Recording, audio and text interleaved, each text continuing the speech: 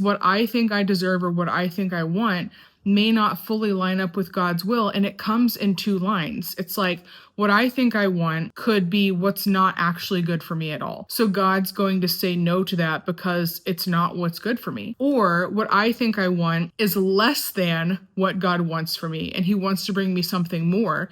But because I'm so hyper focused on, I think because of my past and my sin and my behavior, that I deserve this. When God's trying to bring this, at some point, God's going to have to say, okay, well, I'm not going to bring it to you until you can understand that you need to meet my expectations and understand and bring the expectations even of myself up to the same level that he's bringing. Because we don't see everything. It says in the Bible that his thoughts are higher than ours, his ways are higher than ours. We cannot fully comprehend what he's doing every time he's doing things because he's not going to tell us everything. When I took my summer job, just waiting tables, it was this job that I took compared to another job that was absolutely amazing on paper.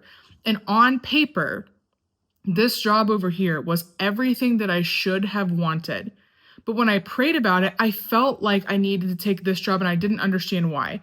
Because I was like, why would you have me go back and take a job waiting tables instead of taking a secure year-round job with a salary and benefits and all this kind of stuff? Why would you have me take a 3 to 4 month job waiting tables?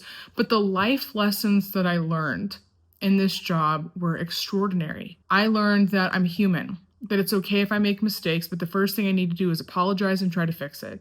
I learned that the most I can do is exactly what I can do, and sometimes I literally can't move any faster than I already am moving, or I'm going to start making mistakes. I learned that I need to stop caring what other people think as much. I learned that sometimes the best thing you can do is just serve people with like the best attitude that you can.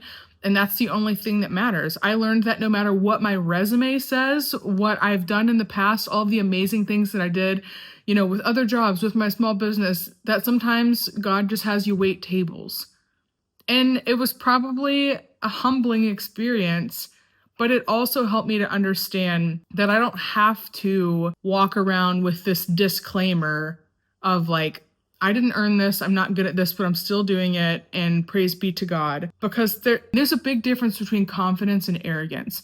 And I feel like God doesn't want to work with arrogant people, but he also has a really hard time working with people that struggle with false humility, because then they're constantly telling him no to things that he is bringing them because he's a good father and he's a good gift giver. We should not be thinking that we deserve more because we think so highly of ourselves, but we also should not be telling God no because we think we deserve less.